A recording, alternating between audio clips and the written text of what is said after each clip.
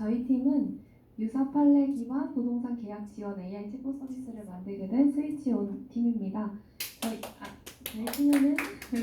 저희 팀에는 기훈솔, 신수정, 그리고 저가 있고 저는 오늘 발표를 맡은 안희서입니다. 반갑습니다. 네, 서비스 소개부터 시작하려고 하는데요. 먼저 배경, 그리고 저희 서비스 한 줄 소개, 주요 기능, 유저 시나리오, 사업화 방안까지 구상을 해보았습니다. 네, 먼저 배경인데요. 전세 사기 관련된 기사를 혹시 많이 보셨나요? 저희 최근에 기사에 전세 사기 관련 키워드가 많이 뜨는데 일단 전세 제도라는 것 자체가 대한민국의 고유한 임대차 제도인 것을 알고 계셨나요? 다른 나라에는 전세 제도 자체가 아예 없다고 합니다. 그런데 이런 전세 제도의 특성을 이용해서 사기가 점점 증가하고 있는데 2019년부터 2024년까지 꾸준히 증가하는 추세를 보이고 있습니다. 특히 기사에서 살펴봤을 때 2023년 4월 동대문구 기점으로 6월 신촌 그리고 최근에는 관악구까지 대학가 인근으로 자주 전세 사기가 일어나고 있는데요. 이런 상황을 봤을 때 정부가 2024년 기준으로 인정한 피해자 규모는 약 22,000명이라고 합니다. 이 22,000명의 74%가 2030 세대 청년입니다.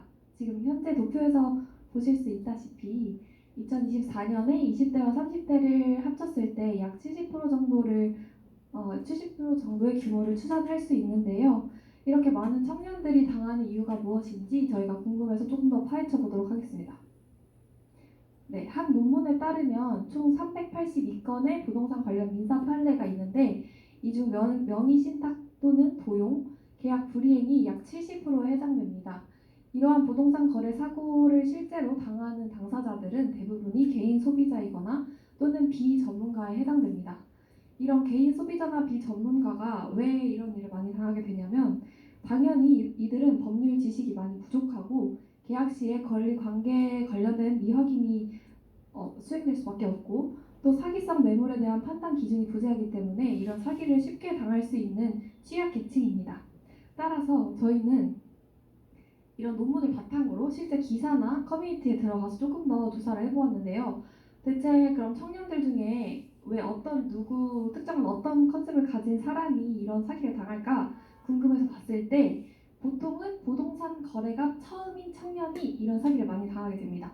왜냐면 이제 사회에 첫 독립을 하게 되면서 부모님의 도움 없이 개인이 모아놓은 소규모 자본을 기준으로 이제 부동산을 거래하게 될 때 보증금이 최대한 싼 매물을 찾기 때문에 기존의 평균가에 이제 매매되고 있던 매물보다 훨씬 낮은 단가의 매물을 찾다 보니 사기성 또는 불법 매물을 많이 찾게 되고 이게 그 거래 사고로 이루어지는 경우가 많이 있다고 보게 되었습니다. 실제로 2024년 6월에 신촌 인근에서 집회를 했던 청년들의 평균 나이대는 93년생이었습니다.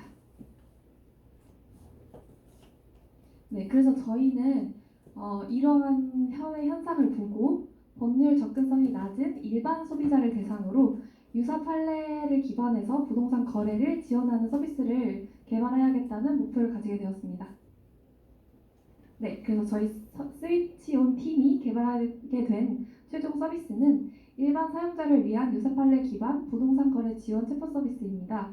이 챗봇에서는 근저당권이 뭐야? 라는 식의 간단한 용어에 대한 질문도 가능하고 지금 내가 처해 있는 상황과 비슷한 사람이 가진 유사 판례가 있을까? 라는 판례를 찾아볼 수도 있고 또 이 매물을 당장 계약을 해야 되는데 이게 안전한 계약인지 아닌지를 판단할 수도 있습니다. 또 마지막으로는 최근에 안 좋은 성향을 가진 나쁜 임대인들이 많이 있기 때문에 이 공인중개사를 믿고 내가 거래를 할 수 있을까? 같은 질문도 답변할 수 있게 저희가 추후 서비스를 디벨롭할 예정인데요. 네, 그래서 저희 주요 기능은 이 세 가지입니다. 판례 기반으로 답변을 하고 일반인이 주요 고객이기 때문에 법률 서비스 접근성이 매우 높아지고 비용 부담이 낮아진다는 장점이 있는데 지금 현재 시점을 기준으로 판례를 기반으로 챗봇을 만들고 있는 회사는 로에 컴퍼니와 엘박스라는 회사가 있습니다.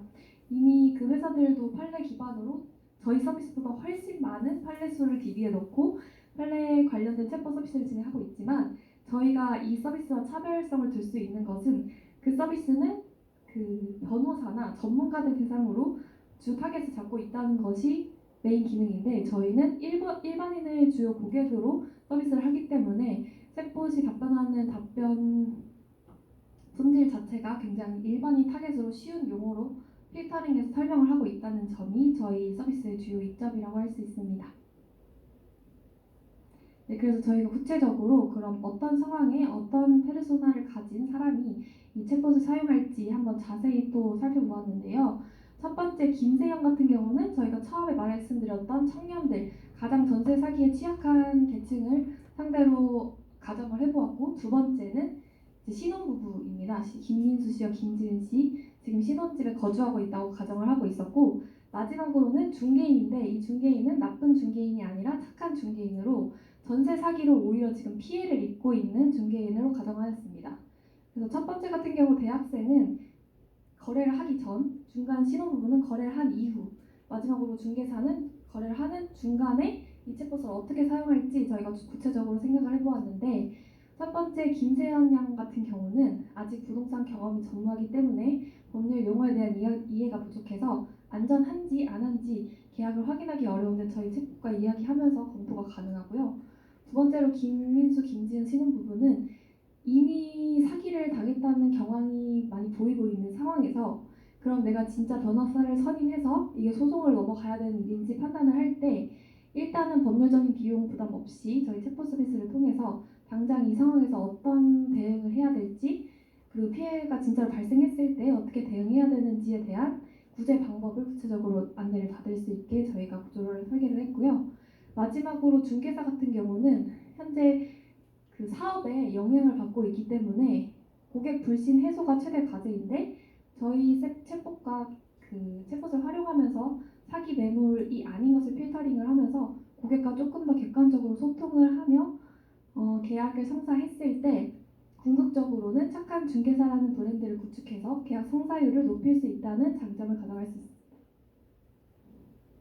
네, 그래서 저희가 앞서 말씀드렸던 그런 세 가지 구체적인 유저 케이스에서 그럼 저희 챗봇을 어떻게 활용할 수 있는지 실제 화면을 통해서 설명을 드릴 수 있을 것 같은데요. 전세 계약을 통해 부동산을 임대할 때 재단 법인의 기본 재산에 대한 경락 후에는 어떤 법적 절차가 필요한가요?와 같은 어려운 질문을 던졌을 때 저희는 챗봇이 질문을 먼저 해석을 하고, 왜냐면 이 질문 자체가 어렵기 때문에 질문 한번 이야기를 좀 필터링해서 설명을 해주고, 다음으로 유사 판례를 요약해서 구체적으로 어떤 판례에서 어떤 식으로 설명을 하고 있는지 출처를 밝혀서 신뢰도를 높이고 있고요. 중간에는 만약에 유사 판례가 충분하지 않다 하면 뉴스 DB에서 전세 사기 관련된 최근 뉴스를 또 백업을 해주고 있습니다. 그리고 마지막으로는 법령 해석례와 생활법령 Q&A를 참고해서 구체적으로 그럼 이 사용자가 앞으로 어떻게 행동 방침을 해야 되는지, 즉시 어떤 부분을 선행을 해야 되는지 그런 유의사항 같은 부분을 안내를 하고 있습니다.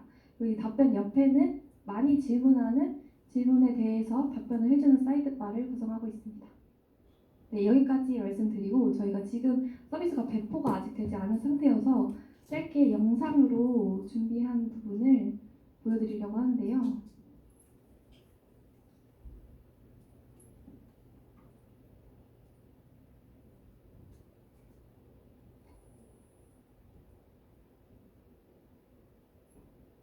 네, 화면에 들어오면 이제 다른 조와 마찬가지로 저희 스트링릿으로 구현을 했고 답변을 하는 부분인데, 이제 질문을 했을 때 답이 방금 설명드렸던 것처럼 유사 판례 요약, 법령 해석례 및 생활법령 참고된 부분, 행동 방침 안내로 진행이 되고 있고, 저희 마지막 부분 사이드바 마지막 부분에서는 광고가 추가가 돼서 이 광고 배너로 저희가 추후에 사업화 방안 어떻게 할 수 있는지 설명을 드리도록 하겠습니다.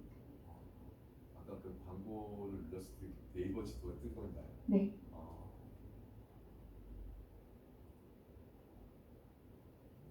네. 그리고 마지막으로 이제 저희 서비스 소개 마지막 비즈니스 모델에 대한 부분인데요. 서비스로 수익화할 수 있는 방안을 총 두 가지로 생각을 했을 때 첫 번째는 부동산 중개사, 두 번째는 기업입니다. 첫 번째, 부동산 중개사로 수익화 낼 수 있는 방안은 아까 말씀드렸던 것처럼 챗봇으로 이제 함께 위험 매물을 검토하고 있을 때 이 검토된 매물의 신뢰도가 많이 높아져서 이런 신뢰 있는 계약이 쌓여가면 그 중개사 대상으로 저희가 지역 기반으로 신뢰 마크를 부여할 예정입니다.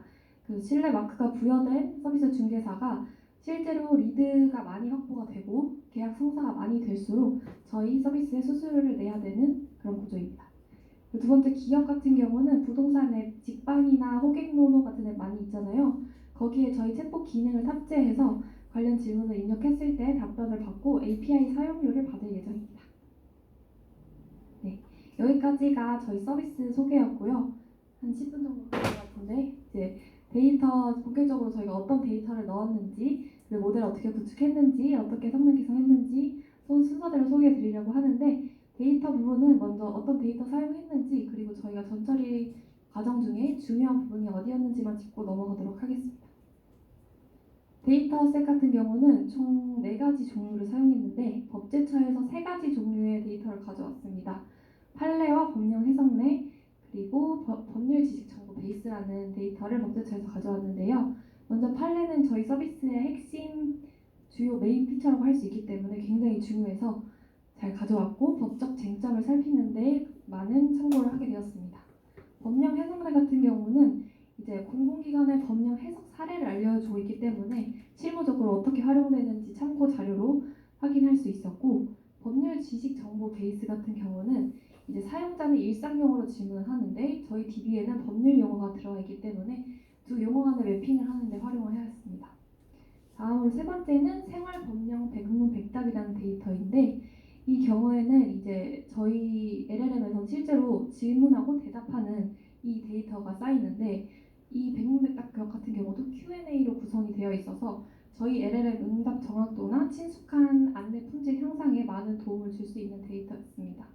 그리고 앞선 3가지 판례와 이런 법 데이터 관련된 부분에서 저희가 충분한 문서를 확보하지 못했을 경우 중앙일보 뉴스 기사를 저희가 크롤링해서 DB로 구축해 놓았기 때문에 여기서도 추가적인 정보를 가져올 수 있습니다. 전세 사기 동향 같은 부분을 확인할 수 있어서 추가로 구축을 해두었습니다. 네, 전처리 과정에서 중요한 부분을 짚고 싶은데요. 저희는 일단 한국어 판례이기 때문에 보통 인베딩이나 청킹 모델이 굉장히 영어 기반으로 되어 있어서 저희가 한국어에 특화된 문장 청킹과 인베딩을 사용하려고 열심히 많이 찾아보았고, 이 청킹과 인베딩 하기 전에 불필요한 칼럼을 정제하는 게 필요했는데 판례 DB 자체의 크기가 굉장히 커서 이 DB를 다 DB에 그 인베딩 하기에는 용량이 너무 컸기 때문에 많이 걸러내는 것이 필요했는데, 뭐 예를 들면 판례 내용에 사건명이나 사건번호, 그리고 사건을 선고했던 기관, 이런 식으로 되어 있는 내용은 답변 품질을 향상하는 데는 전혀 도움이 되지 않기 때문에 저희가 다 걸렀고, 사건을 선고했던 이유라고 해서 이제 이유 괄호하고 판결한다까지의 내용이 주요한 판결 선고 이유 내용이었기 때문에 그 부분만 따로 가져오는 이런 식의 방식을 차용해서 저희가 필요한 컬럼만 정제를 했고, 그 이후에 청킹과 인베딩을 통해서 벡터 DB에 넣었습니다. 네, 청킹 부분을 한 번만 더 설명을 드리고 싶은데, 보통 일반 문서 같은 경우는 제목, 그러니까 제목, 본문, 결론, 그러니까 서론, 결론 이런 식으로 구성이 되어 있잖아요. 주로 이렇게 간략한 구조를 가지고 있는데, 법률 문서 같은 경우는 사건 개요가 가장 먼저 나오고 그 다음 당사자 주장, 쟁점, 판단, 이유, 결론, 판시사항까지, 판시사항은 이제 요약한 부분인데, 이러한 구조를 가지고 있기 때문에 저희가 이 법률적인 구조와 논리적인 단위 분할을 파악을 해서 단락 구분점을 따로 마련을 했고, 이거에 따라서 분할을 해야 추후에 저희가 청킹된 단위로 유사도를 계산할 때 그 청킹된 단위의 문맥을 파악할 수 있었습니다. 만약에 이런 생각 없이, 이런 사고 과정 없이 그냥 청킹을 하게 되면 앞뒤 문맥이 잘 파악이 되지 않기 때문에 어떤 이유에서 키워드로만 매핑을 해서 가져왔을 때 저희가 사용자 질문에 정확한 답변을 하기가 어렵다는 문제가 있어서 확실히 이런 논리적인 분할을 파악하는 것이 중요했고, 두 번째로 청킹 크기 또한 중요했는데 법률 텍스트의 경우에는 700에서 1500자가 적정한 것으로 알게 되어서 제가 이 방법을 사용하였습니다. 네, 마지막으로 앞서 말씀드렸던 것처럼 문맥을 강조하고 있는데, 문맥을 위해서는 이 청킹된 단위 구조 자체가 어느 구조에서 어느 꼭지에서 나왔는지, 그래서 어떻게 연결되는지 문맥을 파악할 수 있는 메타데이터 키워드가 중요합니다. 그래서 메타데이터를 열심히 만들었고, 그 중에 키워드 관련해서 한 번 더 짚고 넘어가자면, 저희는 부동산 계약 관련된 내용이기 때문에 무조건 키워드에 부동산 엔드 조건에 관련된 계약, 판결이나 뭐 등기, 책임, 사기, 피해, 기타 부동산 관련된 키워드를 넣어서 필터링을 진행하게 되었습니다. 네, 다음은 레그 LLM 모델 진짜 구축한 부분인데요. 이 내용이 사실 저희 서비스의 메인이기도 한데 좀 내용이 많아서 지루하실 수도 있겠지만, 네, 저희 열심히 만들었으니까 끝까지 들어주시면 좋을 것 같고요. 처음엔 구조, 그 다음 사용자 질문과 답변된 과정, 중간에는 그래서 문서를 어떻게 검색하는지, 검색한 문서를 재배치하는 과정, 그리고 마지막으로 문서가 없었을 때 조건부 분기로 또 문서를 찾아오는 과정까지 설명을 드리도록 하겠습니다. 네, 먼저 구조인데요. 처음으로 유저 인풋 인터페이스로 이제 사용자가 질문을 날리게 되면, 예를 들어서 보증금 못 받으면 어떻게 해요? 같은 질문을 남기게 되면 저희 스트링릿으로 구현된 챗봇이 그 질문을 받아서 챗GPT를 1차로 호출하게 됩니다. 이렇게 1차로 호출하게 되는 이유는 앞서 설명드렸던 것처럼 사용자가 일상 용어로 얘기했을 때 저희가 법률 용어로 바꿔서 매핑을 해서 다시 벡터 DB에 검색을 하도록 요청을 해야 되기 때문에 이 앞단에서 챗GPT를 다시 호출하게 되었고요.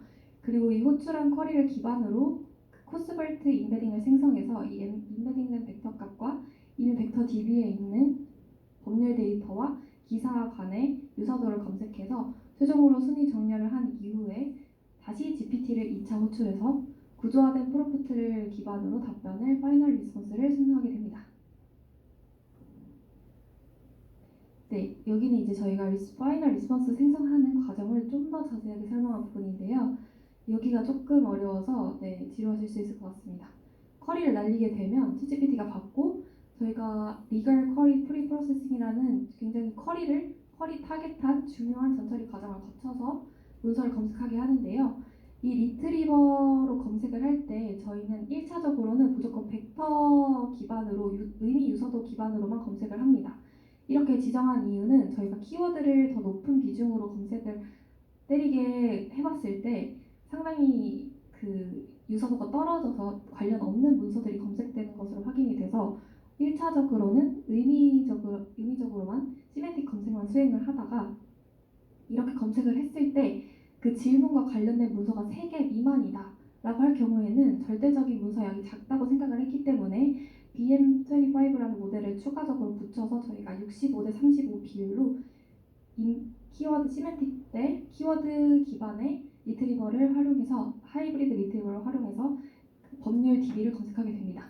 이 법률 DB에서는 최대 8개 문서를 검색해서 최종적으로는 5개 문서를 뽑게 되고요. 그런데 만약에 또 조건부 분기가 붙게 되는데, 만약에 3가지 문서 미만으로 뽑고 또 이 3가지 미만의 문서에서 시밀러리티가 0.7 이하다라고 하면 문서 양도 너무 작고 그리고 관련도도 많이 떨어진다고 생각을 해서 뉴스DB에서 추가적으로 문서를 가져오는 방식을 사용했습니다. 뉴스DB에서는 총 최대 6개, 최종적으로 4개의 문서를 뽑아서 다시 코스벌트 하이브리드 리랭커를 활용해서 문서를 다시 순서를 매기고 최종 답변을 도출하게 됩니다. 네, 앞부분에서 설명드렸던 서치 부분에 하이브리드 서치가 어떻게 적용되는지를 설명드리고 싶은데요. 먼저 벡터 서치가 우선적으로 선행이 되다가 아까 말씀드렸던 것처럼 3개 미만으로 문서가 검색되면 키워드로 다시 확장이 되고, 이 키워드로 확장될 때 쿼리 익스텐션을 활용해서 법률 용어 동의어를 확장해서 더 넓은 문서를 검색할 수 있게 합니다. 이렇게 도출된 로우 리절트가 랭킹이 된 다음에 최종 답변으로 반환되기 바로 전에 저희는 롱 컨텍스트 리코더라는 모델을 한 개 더 추가를 했는데요. 이 모델을 활용하게 된 이유를 다음 장표에서 설명드리도록 하겠습니다. 네, 롱 컨텍스트 리어더의 필요성에 대해서 2024년, 굉장히 최근인데 2024년 스탠포드 대학교에서 Lost in the Middle: How Language Models Use Long Context라는 논문을 발표했습니다. 이거는 정답이 문서 어디 순서에 위치할 때 LLM이 제대로 활용해서 정답을 생성할까라는 주제의 논문이었는데요. 첫 번째 그림은 단일 모델, 두 번째는 다양한 LLM 모델, 뭐 클로드도 있고 GPT도 있고, 마지막은 MPT 계열의 모델입니다. 이렇게 모든 모델의 그래프를 봤을 때 1부터 5까지는 정답률을 되게 높게 보이고, 중간에 5부터 15까지는 갑자기 엄청 낮아졌다가 다시 15부터 20까지는 정답률이 다시 높아지는 것을 확인할 수 있는데요. 원래 같은 경우에는 모델이 1순위부터 20순위까지 저희가 랭킹을 때렸을 때 1순위부터 10순위까지 넘겨야 되는데, 그 5순위부터 15순위까지는 오히려 반대로 굉장히 잘 읽지 못한다는 것을 확인할 수 있습니다. 따라서 저희가 랭킹을 매겼을 때 중간에 있는 애를 마지막에 배치해야 모델이 더 잘 읽는다는 것을 확인을 했고, 저희는 랭킹 이후에 이 리오더를 통해서 LLM이 좀 더 정답을 잘 생성할 수 있도록 도와주게 되었습니다. 그리고 마지막으로 랭칭 조건부 분기인데요. 여기는 그 뉴스 DB 검색하는 로직에 대해서 설명한 부분인데, 앞서서 말씀드렸던 것처럼 저희가 문서 수가 많이 부족하고 그 유사도가 떨어지면 뉴스 DB를 추가적으로 검색해서 답변의 완성도를 높이고 있습니다. 네, 이제 드디어 마지막으로 저희 모델 평가했던 부분인데요. 테스트용 데이터셋을 만들고 실험을 해서 최종적으로 성능 개선한 부분을 발표드리도록 하겠습니다. 먼저 저희는 판례 중점의 데이터셋을 구축을 했는데, 그 이유는 저희가 이런 테스트 안 하고 그냥 그 스트리밍 화면에서 사용자가 날릴 수 있을 만한 질문을 던졌을 때 답변이 다른 뭐 법령 해석례나 FAQ나 뉴스나 이런 거 다 되게 잘 검색됐는데 판례만 유사한 답변이 나오지 않았어요. 너무 똥단지 같은 답변이 나와서 저희 서비스의 핵심 기능은 판례인데 이 판례가 제대로 잡히지 않는 것을 확인해서 그런 판례 중점으로 테스트셋을 구성해서 저희가 성능을 개선해야겠다는 생각을 하게 되었습니다. 그래서 총 2번의 필터링을 거쳐서 테스트셋을 만들었고, 1차로 필터링 할 때는 부동산 엔드 계약 관련 키워드를 넣었고, 2차로는 허그라는 아까 말씀드렸던 주택도시보증공사라는 사이트에서 나라에서 전세 사기 피해 예방 단계에 따라서 총 7가지 단계로 일반인이 어떻게 하면 피해를 예방할 수 있는지에 대해서 단계가 나눠진 게 있는데, 거기서 저희가 질문을 도출해서 그 질문과 의미적인 유사도가 있는 유사 판례만 가지고 라가스 모델을 활용해서 정답 데이터셋을 만들었습니다. 특히 저희가 라가스를 선택한 이유는 근거 기반의 답변 품질을 정량적으로 평가하는 데 최적화된 모델이라고 알고 있기 때문에, 저희가 법률 도메인에서는 정확성과 근거가 가장 중요하기 때문에 이 모델을 차용하게 되었습니다. 네, 실험 요소 첫 번째는 저희가 모델을 바꾸기보다는 그냥 DB 자체를 바꿔봤는데요. DB가 원래는 저희가 키워드도 잘 필터링이 되지 않았고 굉장히 큰 용량의 데이터 셋이었습니다. 그래서 그 처음에는, 그리고 청크 오버랩이라는 부분이 아까 청킹을 했을 때 토큰 수를 자르는 게 아니라 오버랩이 이제 겹쳐진다는 부분인데, 이 청크 오버랩이 클수록 문맥 유지가 잘 된다는 장점이 있어요. 그래서 처음에는 128을 사용했지만 두 번째 실행했을 때 256으로 좀 오버랩 사이즈를 늘렸을 때 확실히 가장 문맥이 잘 유지되면서 유사도 있는 답변이 나온다는 것을 확인해서 저희는 두 번째 DB로 계속 진행을 하게 되었습니다. 두 번째는 이제 용어 매핑하는 부분과 모델을 조정하는 부분이었는데요.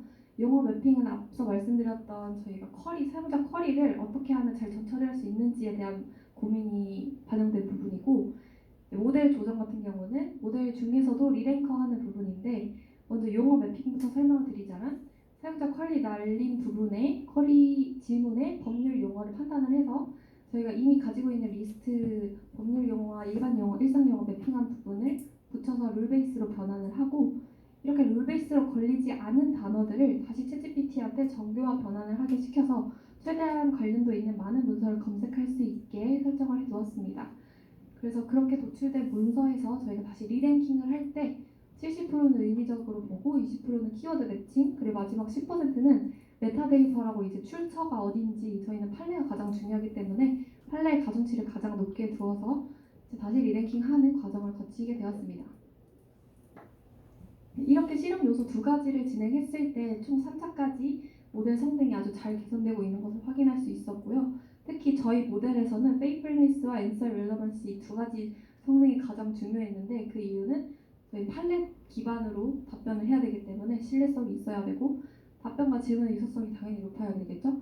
이 두 가지 컨텍스트 같은 경우는 어디서 가져왔냐, 문맥이 정확한지 충분한지를 보는 부분인데 0.96, 0.95로 충분히 높았고 아쉬웠던 점은 저희가 처음 1차로 했을 때 엔서열 릴러블시가 0.18로 굉장히 낮았어요.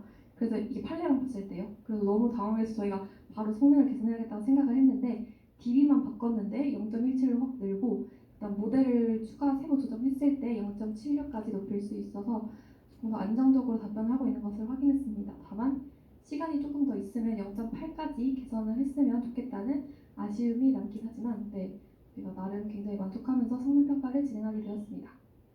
네, 여기까지 저희 발표 마무리되고 혹시 궁금한 점 있으면 질문해 주시면 감사하겠습니다. 감사합니다.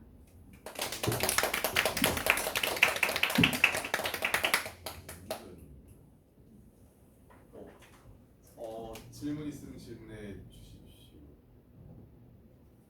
예. 서준이도 혹시 듣고 있으면 질문 있으면 질문해 주세요. 서준 선배님도요. DB는 어떤 걸 사용하신 거예요? 아, 저희 크로마 DB, SQL 쓰기로 크로마 DB 두 가지 두개다 크로마 DB. 네. 그 뉴스 DB랑 판례 업무 DB 두개다 크로마. 인게딩에서 아, 네. 저도 같은 질문이요. 저희가 너무 잘했어. 평가하는 거 어떻게 해봤어요? 여기 숫자가 나왔는데 그리고 돌리는 스크립트가 있는 거예요. 네, 그 라가스라고 아예 전형적인 평가 방법이 있어서 그냥 테스트 수준을 안 되고 저희 모델이 답변한 걸 두 개 비교했을 때 라가스를 이용하면은 질문과 답변 정답 셋을 저희 모델로 다 같이 들어도 좋을 것 같아요. 라가스 모델을 이용하면은 그 정답 질문과 정답 답변을 만들어줘가지고 이제 그 정답 데이터셋과 저희 모델로 똑같은 질문을 알렸을 때 그 답안을 비교해가지고 그걸로 점수를 내렸어요. 여기가 이제 오버래핑을 늘렸을 때 이렇게 확 늘은 거고 여기는 미세 조정해서 오버래핑을 제대로 테스트했네요. DB를 바꿔서 평가 방식이 여러 가지가 있어요. 뭐 LLM이 자체적으로 LMS 저지라는 식으로 LLM이 들어가서 평가할 수도 있고 아니면 뭐 LLM이 따로 셋을 만들어주는 것도 있는데 저희는 라가스가 가장 저희 도메인이랑 적합하다고 생각을 해가지고 라가스를 사용해 주셨습니다.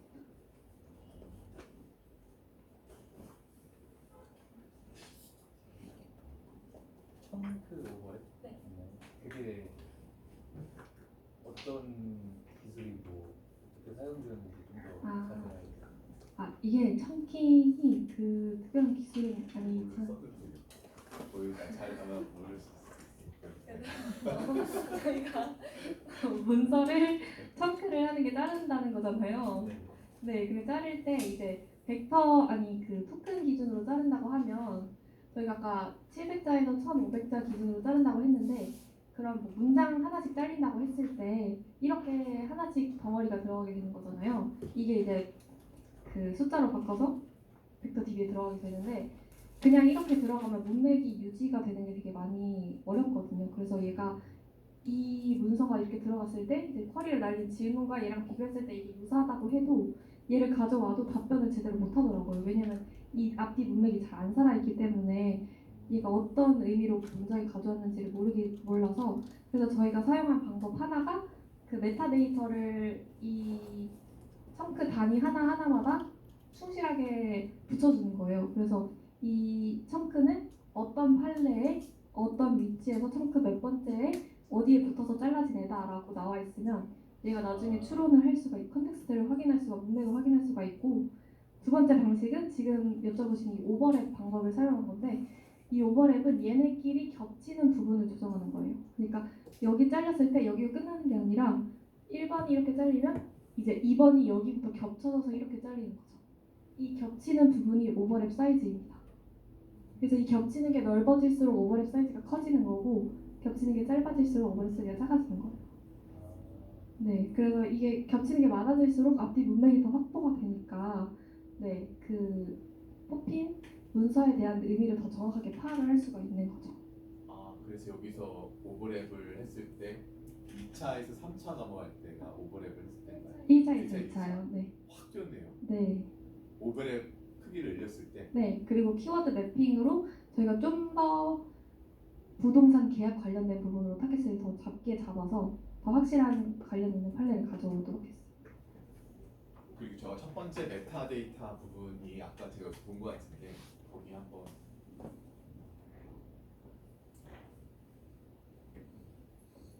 요거예요? 아, 여기에 아까 이서 씨가 설명했던 메타데이터가 여기도 있는 건가요? 네, 그죠. 여기 보시면 청크 사이즈, 토탈 청크, 그리고 이제 이런 부분이 그 붙게 되는 거예요. 그래서 어디에 몇 번째 청크다 이런 걸 알 수가 있는 거죠. 키워드 부분에다. 아, 키워드는 이 청크가 관련된 키워드를 도출해주는 부분이고 이제 이게 전체가 다 메타데이터거든요. 메타데이터 안에 있는 내부 칼럼인데 청크 인덱스, 토탈 청크, 그래서 어디서 가져왔고 그리고 이 청크가 어떤 판시사항이 그 이 판결을 받은 주제라고 할 수 있거든요. 요약본. 그러니까 그 문장 자체가 어떤 판시사항에서 왔는지를 알면은 그게 이제 활용될 때 더 문맥이 백업이 많이 되니까 확실히 그 질문에 대한 보강을 할 수가 있는 거죠. 그럼 아까 그 가상으로 만든 그 세 명의 인물 중에 신혼부부하고 네. 김세론 양, 김세연 양이 네. 네, 학생님. 네. 던졌던 그 질문과 네. 그 메타데이터랑 어떻게 이어지는지 설명해 주실 수 있어요? 김세연 씨나 이 부부가 네. 여기 어떤 질문을 지금 이서 씨 서비스에 넣은 거잖아요. 네. 넣었는데 그 어떤 질문을 넣었는데 어떻게 답변을 찾기 위해서 거기 아까 메타데이터에서 어떻게 바꿨는지 보여주면 설명해 주실 것 같아요. 이 메타데이터는 판례에서 가져 자를 때 생기는 네, 메타데이터이고 예. 쿼리를 날리는 건 사용자가 질문을 하는 거니까 네, 그 판례 DB에 저장될 때 저희가 아예 사용자 질문이 들어오기 전에 DB를 구축하잖아요. 아, 예. 네, 그래서 그 API로 판례 데이터를 가져올 때 이 메타데이터를 자르면서 아예 붙이는 거예요. 청킹을 할 때 메타데이터가 뒤에 붙어 있어야 이 청킹된 단어, 이 문장 하나, 문단이나 문장이나 이 잘린 단위 하나하나에 문맥이 확보가 될 수 있어서 그래서 그렇게 벡터 DB를 구축을 해놓은 걸 기반으로 질문을 던졌을 때 코사인 유사도를 검색을 하게 되는 거죠. 이 메타데이터는 그 수학 점수가 들어있는 게 아니기 때문에 네, 그 수학 점수 밑에 메타데이터가 하나로 추가로 붙어 있다고 생각하시면 될 것 같습니다. 그럼 코사인 유사도가 계산될 때는 그 질문과 유사한 답변을 찾을 때이고 모델 네, 여기서 저희가 검색할 때 처음에는 의미적으로 코사인 유사도만 보지만 만약에 문서 자체가 코사인 유사도가 가장 관련된 청크 단위를 찾기가 적합한데 이렇게 찾았는데 없다, 3개 미만이다 싶으면 너무 작게 조건이 되기 때문에 키워드 매핑을 하게 되는데 이때 키워드에서 메타데이터 키워드와 매핑을 할 수가 있어서 가져올 수 있고 키워드는 그리고 이때 사용하지 않아도 그 문맥 확보 자체에 큰 도움을 되기 때문에 그 항상 청킹할 때 메타데이터를 붙이는 게 중요하다고 이제 네, 확인을 한 게 있었어서 저희가 법률 데이터고 그리고 그냥 그 단 문장 하나만 떼고 봤을 때는 정말 맥락도 없이 뚱땅지 같은 말이 충분히 만들어질 수 있는 그런 청구 단위가 너무 많아서 이게 문맥에 저희가 계속 강조를 하면서 앞에 전처리부터 계속 저희가 문맥을 강조했잖아요. 그 이유가 답변 품질을 높이기 위해서는 그 청킹을 할 때 문맥 확보하는 게 굉장히 중요하다는 것을 직접 해보면서 너무 많이 느껴가지고 그렇게 네, 구축을 하게 되었습니다. 할 때 제일 어려웠던 점은 다 어려웠는데요. 지금 저 말고 다른 분 네. 테스트 셋 만드는 것도 좀 되게 복잡했었고 테스트 만들 때 네, 테스트 지금 셋을 잘 아까 만들 보니까 이 출처도 기가 막히게 이거 찾아내는 거 되게 어렵잖아요. 근데 여기서 여기 데이터하고 테스트셋을 만든 건가요? 아니 테스트셋은 저희 그 판례에서 키워드를 판례에서. 뽑아가지고 아, 번역이 판례에서. 판례에서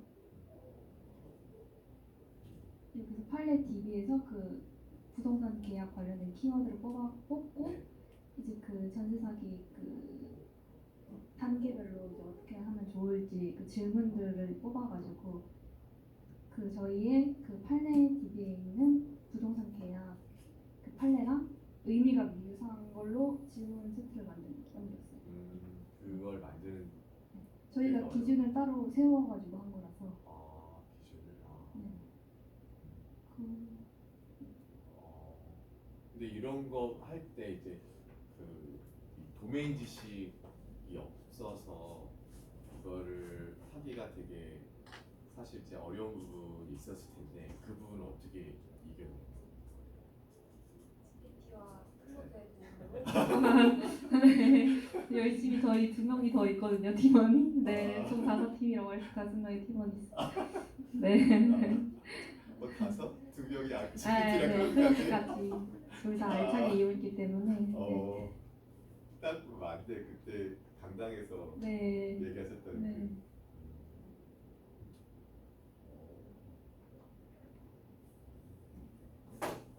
청크 오버랩을 하실 때 네. 크기가 클수록 뭔가 검색이 용이하다고 하셨잖아요. 네, 문맥 확보가 잘 되는 근데 부분입니다. 그게 크기가 커지면 커질수록 다른 문맥이랑 연결될 가능성이 그렇죠. 높다고 볼 수 있는 거잖아요. 네, 네. 답변을 보냈을 때 이상 현상이 일어날 가능성은 있죠. 그러니까 극단적으로 갈수록 있다고 생각해 주시면 될 것 같아요. 너무 청크 오버랩 사이즈가 작아지면 문맥 확보가 안 돼서 오히려 이상 현상이 일어날 수 있고 너무 청크랩 사이즈가 크게 되면 그게 이제 커지니까 너무 넓어지니까 말씀드렸던 것처럼 앞뒤 내용이 다른 내용이 포함될 수 있어서 문제가 생길 수 있다는 점이 둘 다 네, 이상 현상이 있어서 저희가 가장 적정한 순위 256을 찾기 위해서 네, 했는데 잘 걸린 거죠. 따로 방법이 있으신 건 아니에요? 네네네. 근데 추천하는 그 챗GPT와 클로드가 추천하는 그 사이즈 중에 저희가 실험했을 때 256 사이즈가 가장 적합했다라고 이해해 주시면 좋을 것 같습니다. 너무 크면 성능이 어떤 문제냐에 따라 오버래핑 값이 다를 수도 있고. 네, 맞습니다. 그래서 그 도메인이나 아니면 다루고 있는 문서에 따라서 좀 청크 아까 처음 말씀드렸던 청크 잘리는 그 토큰 단위 자체도 잘 보셔야 될 것 같고 오버랩 되는 사이즈도 그 문서에 따라서 데이터에 따라서 조정을 해야 될 것 같습니다. 면접 때 많이 물어보는 질문이 요거거든요. 성능평가. 성능평가 어떻게 했냐고 물어보거든요.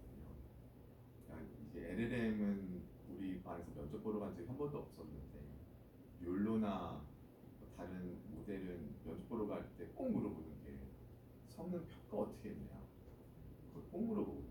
근데 LLM에서 이거 챙긴 게 너무 잘한 것 같아요. 저희 마지막 주에 이거 성능 평가하려고 맨날 10시에 가고 네, 그리고 주말에도 만나고 네, 많은 노력을 해서 만들었어요. 그러니까 여기 이서 씨 눈을 가만히 쳐다보면 되게 빨개져 있거든요.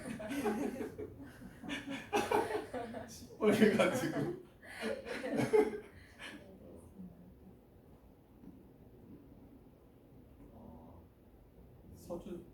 우리 서준 선배 혹시 오다가 들었어요? 혹시 들어서 왔어요? 혹시? 들어서 왔으면 질문을 했을 것 같은데 그러면은 근데 제가 대답 못하는 부분도 많이 있으니까 이제 서준 선배한테도 물어보면 될 것 같고 궁금한 거 있으면 또 질문 또 있나요?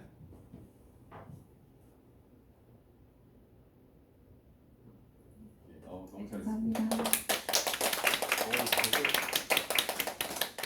계속 잘 하고 있네요.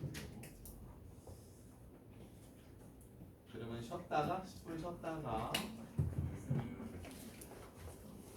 그 다음 주 발표